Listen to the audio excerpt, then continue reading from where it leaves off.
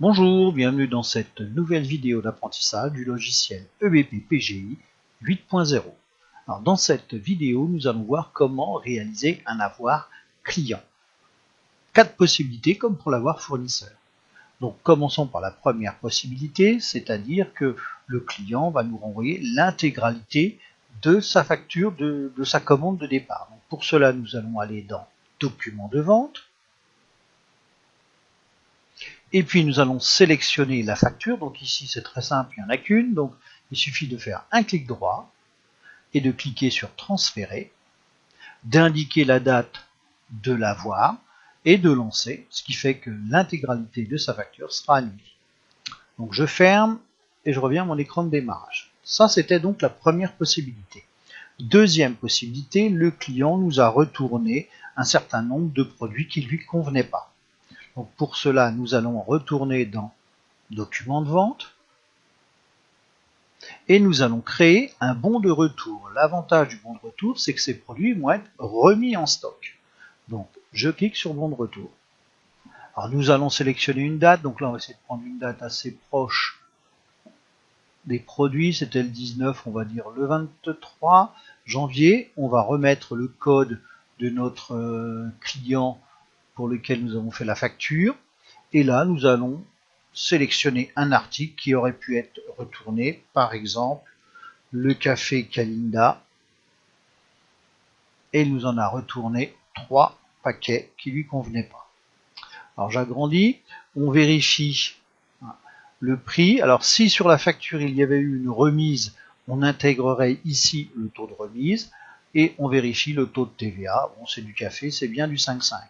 Je vérifie aussi en bas qu'il n'y a pas de frais de transport qui figure d'office sur sa fiche client. Donc là, il n'y a pas. Et il me reste à partir de là à enregistrer le bon de retour. Alors, le bon de retour enregistré, je pourrais bien entendu l'imprimer, mais je vais surtout le transférer en avoir. Voilà. Donc je vais reprendre la date du bon de retour, le 23 janvier. Et je peux me permettre d'ouvrir le document pour vérifier le contenu de l'avoir. Et je lance le transfert. Voilà, le transfert est terminé. En cliquant sur fermer, l'ouverture de l'avoir va se réaliser. Voilà, mon avoir est prêt. Vous voyez, on voit qu'il y a un retour de 11,36 € qui correspond à mes 3 paquets de café. Chose que je vais pouvoir faire, c'est l'imprimer cet avoir. Donc je clique sur l'aperçu, toujours commencer par un aperçu avant d'imprimer. J'agrandis mon écran. Là je vois apparaître donc ma facture. Cette facture, je vais tout simplement modifier le modèle parce que j'aime bien moi qu'apparaissent automatiquement les remises. Donc avoir, enfin c'est pas une facture, c'est un avoir. Donc c'était celui-là, avoir avec remise. Voilà, et là on voit apparaître la colonne remise. On voit bien que c'est l'association promotion du commerce équitable. C'est l'avoir numéro 1 de 11,36 €. Il ne me resterait plus qu'à soit l'imprimer, soit l'exporter. Donc en fichier PDF, c'est plus simple souvent pour l'envoyer par mail, ou alors l'envoyer par mail. Donc je ferme les différentes fenêtres et nous allons aborder une chose qui peut être embêtante lors d'un retour. Imaginons que sur ces 3 paquets de café, un paquet soit endommagé, c'est-à-dire invendable. Le bon de retour, lui, me fait remettre les 3 paquets en stock. Mais j'en ai un que je ne pourrai jamais revendre. Donc, je vais devoir retourner dans mon menu, aller dans Stock article, Document de stock, et là, faire un bon de sortie du stock. Je vais ajouter, donc, un bon de sortie.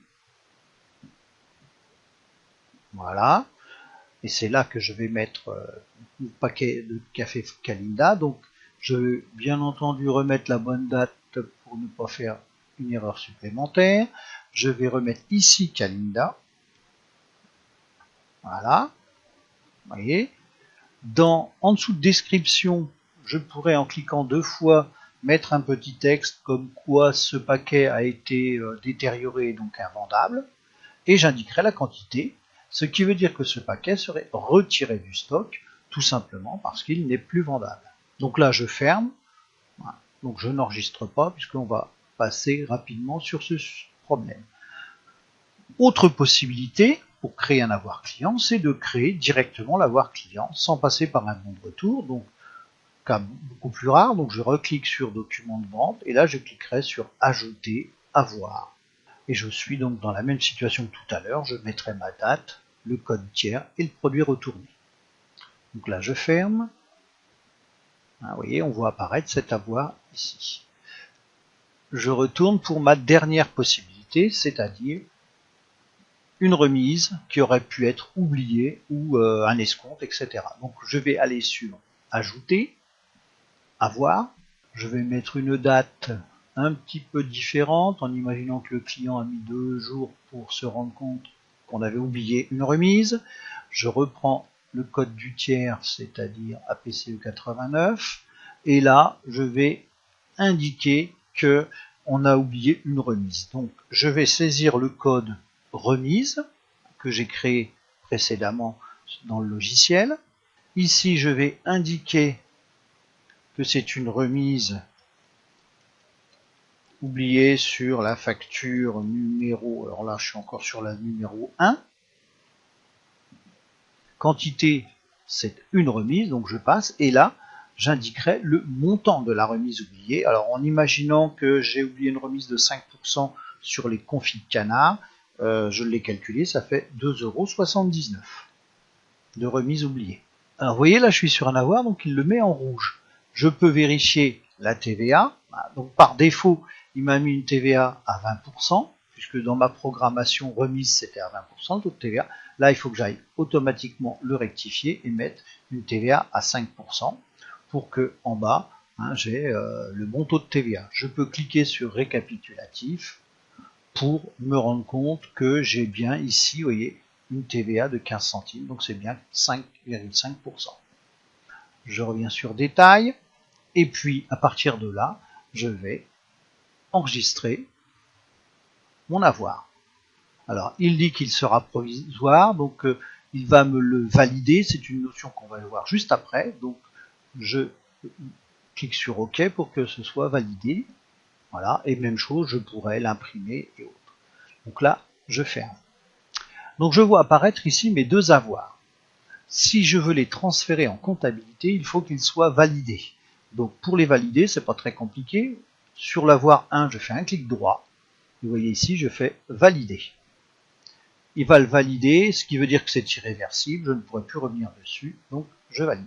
Je vais vérifier sur le deuxième, clic droit, et je vais faire la même chose. Je valide.